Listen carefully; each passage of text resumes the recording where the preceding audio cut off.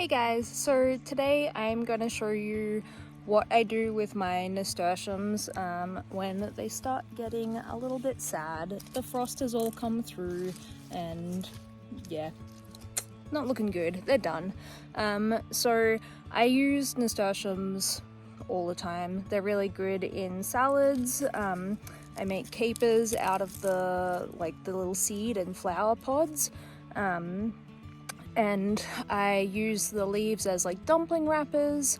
They're really delicious. And today I'm gonna show you how to make like a it's called like a Chinese pickled vegetable, but it's more like a ferment, like a salted vegetable.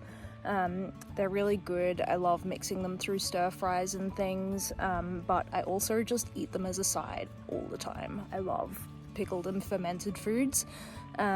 So yeah, I'm gonna pick a bunch of these leaves and then we will go inside and I will show you how to do this.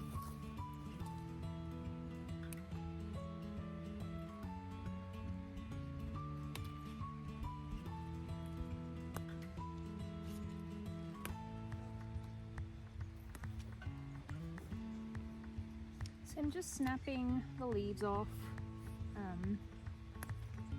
and trying to get the more healthy ones. I don't want the really sad ones for what I'm doing. Nasturtiums are awesome because they're a really good trap crop as well. Ever since I've put these in, I haven't had as big of an issue with cabbage moth and things like that. All of my brassica crops just got absolutely hammered last year, so I got pretty much none of them.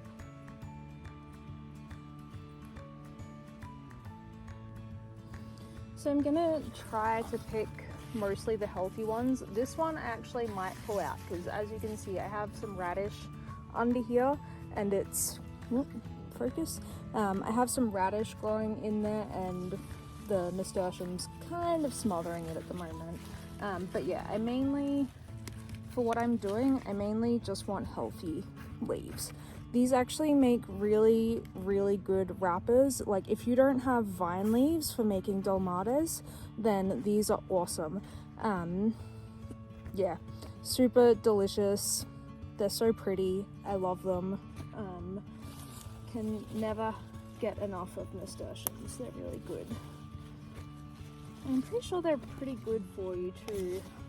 I'll have to look that up, but I'm pretty sure that they're fairly nutrient dense, which is always a nice thing to have with food. Alright, I am going to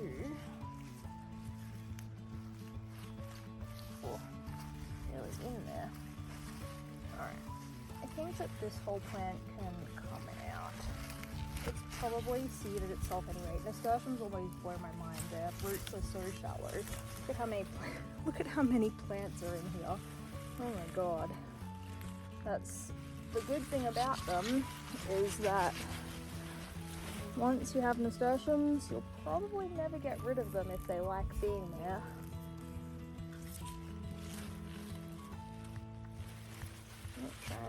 They're a bit sticky, trying to untangle them from my radishes here. Now the radishes I actually also, these are like daikon type radishes. I actually also grow them for this exact same recipe that I'm going to show you. I grow them for the greens. I love radish greens. If you're not using yours already, then you're missing out. They're so good. Put them in stir fries and stuff. They're nice and tender. And they have a really good flavor to them. But yeah, as you can see, they just, yeah, super soft, pretty much, yeah. Anywhere that you use an Asian green, you can use radish.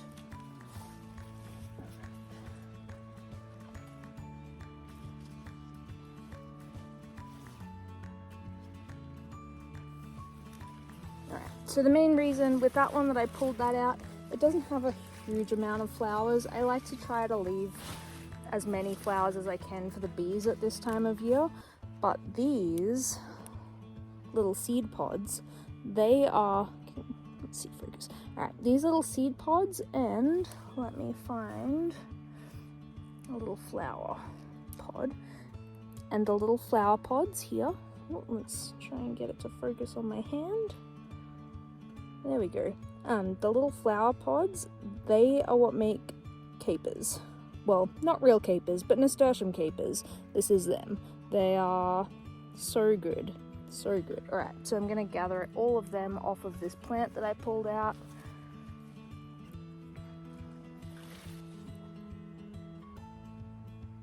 All right, getting a good amount. I'll use one of my leaves as a little dish for them.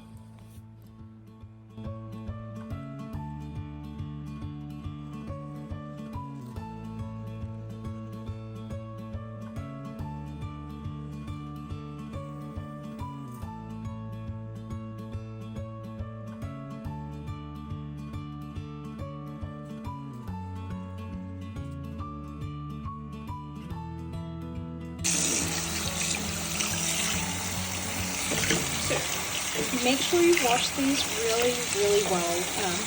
They're pretty hydrophobic, but you've got to wash them really well and make sure that you get all of the grease off, even like anything that might be on your hands, like the little bit of oils that are on our skins. Really important for what we're doing. So I've washed all of these vegetables. I've got them sitting here on a clean, dry tea towel. I've taken the roots off. Basically what I do is I actually take the roots off up in the garden. I just dig my fingernail in, snip them off, and I leave the roots in the ground because I pulled this one out to show actually. I interplant my radishes like really closely together because I like using the greens all the time.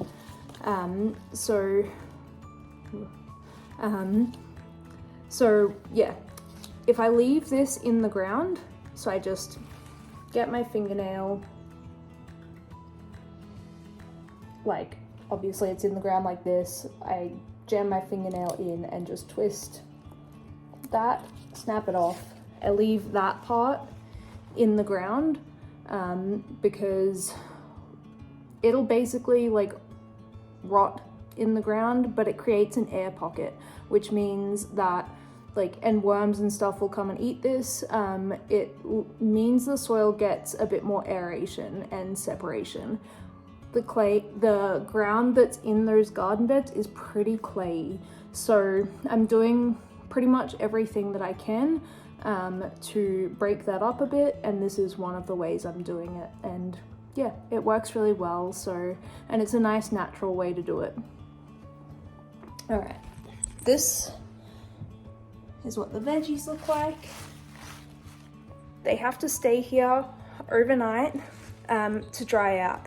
I will, it's okay in winter because it's pretty dry, but sometimes in summer I will actually hang them like this. They have to be completely dry. They can't have any water on them. The nasturtiums will dry a bit quicker because they've got that, you can kind of see on the surface here,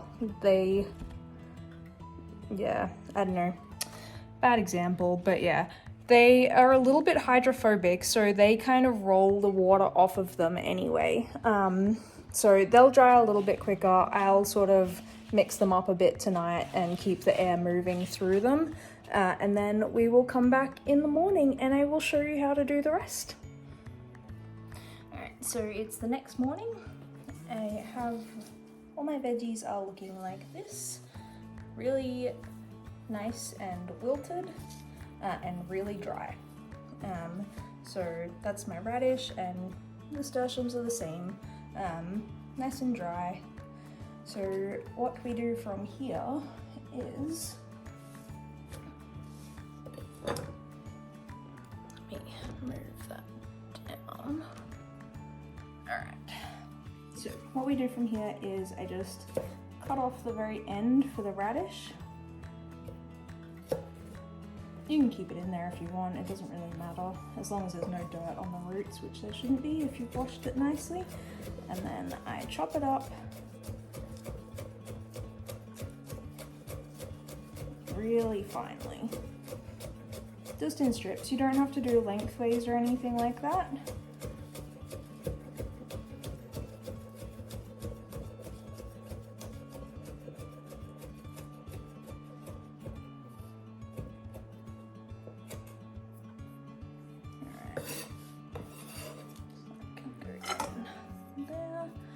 I'll show you an example of how I do the nasturtiums, and just get a couple of leaves, roll them all up, and same deal.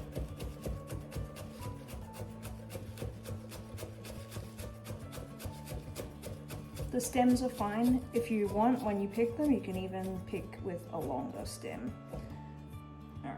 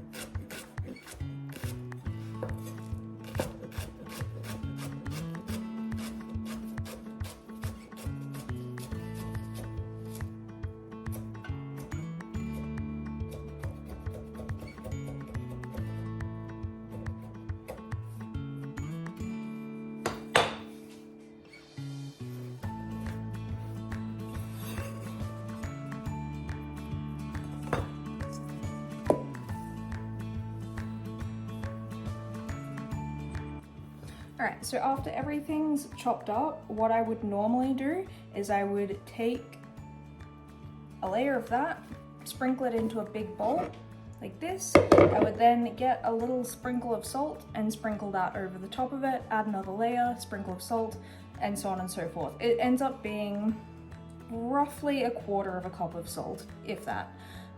Just be careful, because what I did with the last batch that I made, so this is how it ends up looking. Get it to focus on, there we go. So this is how it ends up looking. It's like it reduces down a lot. All right. But with this batch, I accidentally made it really salty. I was a little bit too enthusiastic with the salt. So I'm going to try a little experiment here, and what I'm gonna do is I'm going to mix this through that. So I'm basically going to be using this instead of the salt. So this is what we'll do. All right, layer of that,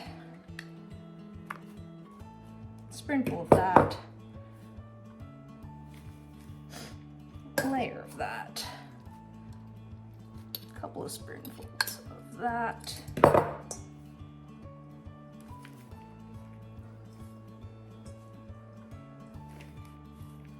Layer of that. Make sure your hands are really clean when you're doing this, because any oils that you have on your skin can basically make it go rancid. So just be cautious. Might put a little bit more. So I've got 2 jars of that here because it fits into 2 jars. You can obviously use a bigger jar, that's not a problem. Another layer, getting down to the radish so it has more of these little bits. Alright,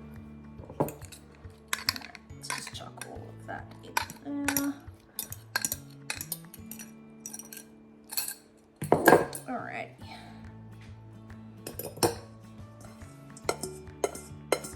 Layer of that, and now what we're going to do is we are going to massage that.